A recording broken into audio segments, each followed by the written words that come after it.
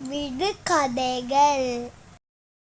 அடிக்காமல் திட்டாமல் கண்ணீரை வரவழைப்பாள், அவள் யார்?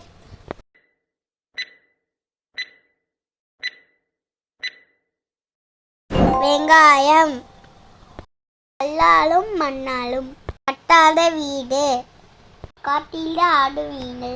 அது என்ன?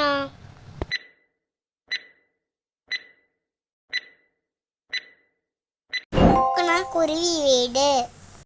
மண்ணில் தென்படுவான், கையில் பிடிபட மாட்டான்.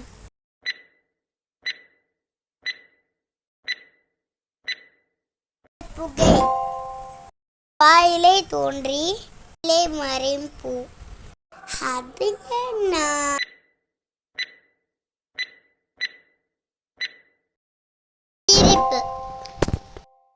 Please subscribe.